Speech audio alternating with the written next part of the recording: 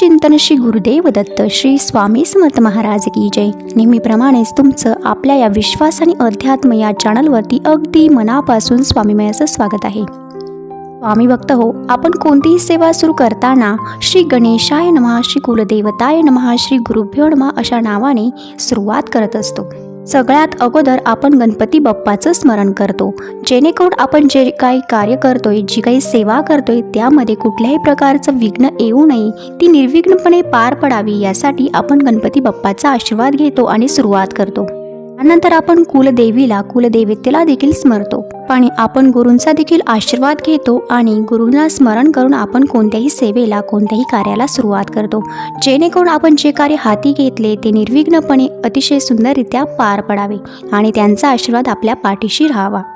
आज आपण या व्हिडिओतून कुलदेवता म्हणजे काय, कुलदैवत म्हणजे काय आणि कुलदेवतेचा सन्मान कसा करावा याबद्दलची माहिती या व्हिडिओतून जाणून घेणार आहोत। रेषेताई दादा स्वामी सेवेमध्ये नवीन जोडले जातात आणि प्रत्येकाला हा प्रश्न नक्कीच पडतो की जर स्वामी आपले ब्रह्मांड नायक आहेत, जगाचे चालक मालक पालक आहेत, तर आपल्याला कुलदेवी किंवा कुलदेवता यांचा सन्मान करणे किंवा यांची सेवा करायला का सांगितलं जातं। आज आपण या व्हिडिओतून ही सर्व माहिती जाणून घेणार आहोत, त्यामुळे व्हिडिओ हा शेवटपर्यंत नक्की बघा आणि हो, व्हिडिओ आवडल्यास व्हिडिओला लाईक करा, शेअर करा आणि चॅनलला सबस्क्राईब करा। व्हिडिओला सुरुवात करण्याअगोदर मी स्वामी महाराजांना त्रिवार वंदन करते, गुरु आदरणीय प्रदीप दादा यांना कोटी कोटी प्रणाम करते आणि तुम्हा सर्वांना श्री स्वामी समर्थ असं म्हणते। प्रत्येक देवी देवतेची सेवा करत असतो आणि प्रत्येक देवी देवतांचे कर्म हे वेगळे आहेत, त्यांचे कार्य वेगवेगळे आहेत।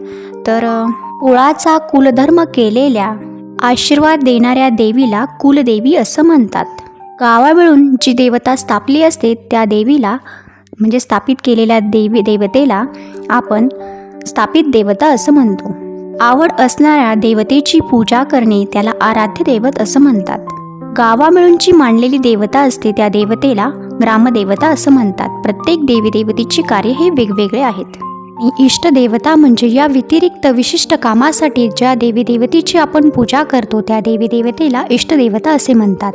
म्हणजेच काय, जे देवी देवता अवतार घेतात त्या देवी देवतांना इष्ट देवता असं म्हणतात।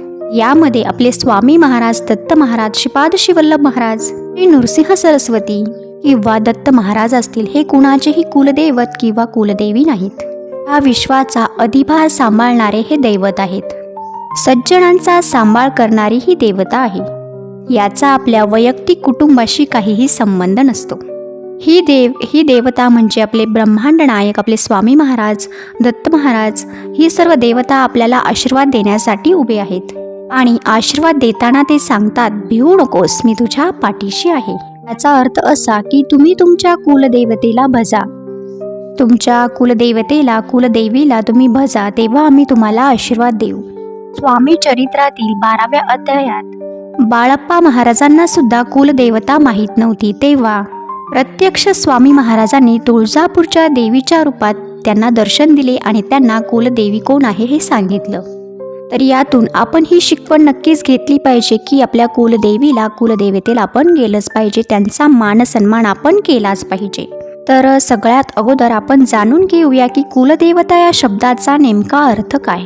कुल आणि देवता या दोन शब्दांनी मिळून कुलदेवता हा शब्द बनला आहे। कुळाची देवता ती कुलदेवता, ज्या देवतेची उपासना केल्यावर मूलाधार चक्रातील कुंडलिनी शक्ती जागृत होते, म्हणजेच आध्यात्मिक उन्नतीला आरंभ होतो, ती देवता म्हणजे कुलदेवता असं पुराणात म्हटले। कुलदेवता ज्यावेळी पुरुष देवता असते त्यावेळी तिला कुलदेव आणि ज्यावेळी ती श्री देवता असते तेव्हा तिला कुलदेवी म्हणून संबोधले जाते। यानंतरचा पुढचा प्रश्न आपल्याला असा पडतो की आपले कुलदैवत कोण असतात। कुलदैवत हे आपल्या कुळाचे व वंशाचे संरक्षण करणारे दैवत असतात। कुळाचे पूर्वज ज्या ठिकाणी पूर्वी वास्तव्यास होते त्या ठिकाणी म्हणजेच त्या प्रदेशाजवळच्या परिसरातील प्रसिद्ध दैवत हे प्रामुख्याने त्यांचे कुलदैवत असते। त्यासाठी वर्षातून एकदा तरी आपल्या कुलदैवत यांची जागी जाऊन त्या स्थानावरती जाऊन दर्शन घ्यावं, त्यांचा मानसन्मान करावा असं आपल्याला सांगितलं जातं। प्रत्येक घराण्याचे एक कुलदैवत असते। बहुतेक घरातून लग्न, मुंज, वास्तू, मंगल कार्य अशा मोठ्या कार्यक्रमानंतर कुलदेवतेला जाणे हा एक महत्त्वाचा भाग असतो। तर तुम्हा सर्वांना आता प्रश्न पडला असेल की कुलदेवतेची उपासना का केली पाहिजे किंवा कुलदेवतेच्या उपासनेचे काय महत्त्व आहे. तर पुराणात सांगितले आहे की ब्रह्मांडात असलेली सर्व तत्वे पिंडात आल्यावर साधना पूर्ण होते. श्री विष्णू, शिव आणि श्री गणपती यांच्यासारख्या देवतांच्या उपासनेने त्या देवतेचे विशिष्ट तत्व वाढते. परंतु ब्रह्मांडात असलेल्या सर्व तत्वांना आकर्षित करण्याचे सामर्थ्य केवळ कुलदेवतेच्या जपात आहे. त्याचप्रमाणे कुलदेवता ही पृथ्वी तत्वाची देवता असल्याने तिच्या उपासनेपासून साधनेला आरंभ केल्यास उपासकाला कोणताही त्रास होत नाही. ज्यांच्याकडे कुलदेव आणि कुलदेवी दोन्ही असतील त्यांनी कुलदेवीचा नामजप करावा असं म्हणतात. कुळावरून कुलदैवत व कुलदैवतावरून कुळ ठरवले जाते. पूर्ण कुळाचे एकच दैवत असण्याची शक्यता असते. कदाचित काही नातलग कुटुंबाचा एखाद्या गावाशी संबंध असावा जिथे वस्ती केली तिथे एक देऊळ बांधले गेलेले असू शकते. कुटुंब वाढले की त्याला कुळ म्हणतात. अशा कुटुंबाचे एखादे आराध्य दैवत असू शकते. मग जर लोक स्थलांतरित झाले म्हणजे स्थलांतर केले तरी मूळ कुलाची स्मृती आपल्याला राहते. उदाहरणार्थ महाराष्ट्रात अनेकांचे कुलदैवत जेजुरीचा खंडोबा, तुळजापूरची आई भवानी आणि कोल्हापूरची अंबाबाई असलेले आपल्याला आढळते. मूळ महाराष्ट्रात 14 खंडोबा आहेत. त्यातले प्रमुख म्हणजे जेजुरीचे खंडोबा. त्याचप्रमाणे कुलदेवी म्हणजे महाराष्ट्रातील 3.5 जे शक्तिपीठे आहेत ते मूळ कुलदेवी म्हणून ओळखले जातात. यातलं पहिलं शक्तिपीठ म्हणजे कोल्हापूरची अंबामाता, दुसरं शक्तिपीठ म्हणजे तुळजापूरची तुळजाभवानी माता, माहूरगडची रेणुका माता आणि त्यानंतर आणि शेवटचं अर्धपीठ हे सप्तशृंगी माता जे की वणीला स्थित आहे नाशिक जिल्ह्यामध्ये.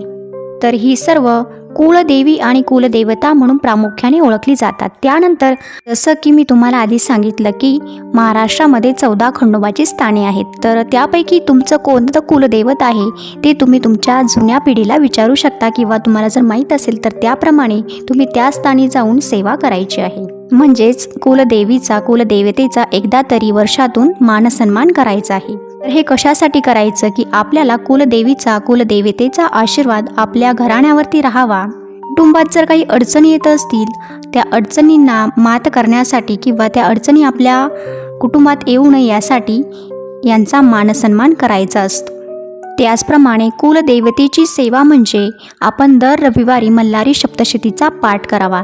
त्याचप्रमाणे कुलदेवीची सेवा करण्यासाठी आपण दुर्गा सप्तशतीचा मंगळवारी किंवा शुक्रवारी पाठ करावा आणि वर्षातून एकदा तरी मूळ स्थानी जाऊन आपण कुलदेवतेचा मानसन्मान केला पाहिजे. तर आता आपण कुलदेवीचा आणि कुलदेवतेचा मानसन्मान कसा करायचा याबद्दलची माहिती जाणून घेऊया. तर आता आपण कुलदेवीला सन्मान करण्यासाठी म्हणजे कुलदेवीचा सन्मान करण्यासाठी काय काय न्यावं लागतं, तो कसा करायचा हे आपण बघूया. देवीला 11 अलंकार हे वाहिले जातात. पहिला अलंकार म्हणजे हिरवी साडी, खण, 11 हिरव्या बांगड्या. दुसरा म्हणजे मंगळसूत्र, जोडवे आणि विरोधे. तिसरं हळदी कुंकू. हळदी कुंकू हे 50-50 ग्रॅम आपण नेऊ शकतो. त्यानंतर गुलाल आणि शेंदूर हा देखील 50-50 ग्रॅम आपण नेऊ शकतो. हार आणि वेणी. ओटी सामान. तर ओटी सामानामध्ये विडा, दक्षिणा, खण, नारळ अशा प्रकारचे साहित्य असतात. त्याचप्रमाणे पंचखाद्य म्हणजे खारीक, खोबरे, खसखस, किसमिस, खडीसाखर हे सर्व. होमपुडा आणि पुरणवरणाचा नैवेद्य आणि 5 प्रकारची फळे. अशा प्रकारे आपण हे 11 अलंकार देवीला नेऊ शकतो. यामध्ये जर शक्य असेल तर खेळणा पाळणा देखील आपण नेऊ शकतो. म्हणजेच हे 11 अलंकार आपण देवीला जाताना नेले पाहिजे. आणि सगळ्यात महत्त्वाची गोष्ट म्हणजे आपल्या घरामध्ये जो कुलदेवीचा टाक असतो तो टाक आपण देवीला भेटवण्यासाठी नेला जातो. तो टाक आपण त्या मूळ स्थानावरती न्यायचा आणि देवीला तो भेटवून आणायचा. म्हणजेच काय, देवभेट करवायची. तर अशा प्रकारे अगदी सोप्यात सोप्या पद्धतीने आपण कुलदेवीचा सन्मान वर्षातून एकदा करू शकतो आणि आपण केलाच पाहिजे. त्यानंतर आपण खंडोबाचा सन्मान कसा करायचा म्हणजेच आपल्या कुलदेवतेचा सन्मान कसा करायचा हे आपण बघूया. खंडोबाला जाताना आपण पिवळे धोतर, 1.25 मीटर आणि पिवळा कपडा व फेटा आपण नेला पाहिजे. दुसरी गोष्ट म्हणजे 108 बेलपत्र व भंडारा आपण नेला पाहिजे. 5 खोबरे वाट्या व भंडारा. त्यानंतर पिवळ्या फुलांचा हार आणि नैवेद्य. नैवेद्यामध्ये आपण काय नेलं पाहिजे, बाजरीची भाकरी, वांग्याचं भरीत, लसूण चटणी, पातीचा कांदा, लिंबू आणि याच सोबत पुरणाचा नैवेद्य असला तरी चालतो. अशा प्रकारे अगदी सोप्यात सोप्या पद्धतीने आपण खंडोबा देवतेला आपल्या कुलदेवतेचा सन्मान आपण करू शकतो. तर कुलदेवीप्रमाणेच आपण कुलदेवला जाताना सुद्धा आपला जो घरातला कुलदेवतेचा टाक असतो, खंडोबाचा टाक असतो, तो देखील आपण तिथे न्यायचा आहे आणि देवभेट करवायची आहे. तिथे जाऊन तळी देखील भरायची आहे. तर अशा प्रकारे अगदी सोप्यात सोप्या पद्धतीने आपण कुलदेवीचा सन्मान करू शकतो. आजच्या या व्हिडिओतून आपण कुलदेवतेचे महत्त्व, कुलदेवता म्हणजे काय आणि कुलदेवतेचा सन्मान कसा करावा हे आज आपण जाणून घेतले. तर पुढील व्हिडिओमध्ये आपण आपली कुलदेवता माहीत नसेल तर ती कशी ओळखायची आणि याचं संदर्भात आपण अजून डिटेल माहिती जाणून घेऊया. तर याचं माहितीसोबत मी आजचा व्हिडिओ इथे संपवते. पुन्हा आपण भेटूया सुंदर गोड अशा अनुभवासोबत किंवा सुंदर एखाद्या माहितीसोबत. तोपर्यंत सर्वांनी काळजी घ्या. तुम्हा सर्वांना आता मी श्री स्वामी समर्थ म्हणते. सर्व मंगल मांगल्ये शिवे सर्वार्थ साधिके शरण्ये त्र्यंबके गौरी नारायणी नमोस्तुते. नारायणी नमोस्तुते. श्री स्वामी समर्थ.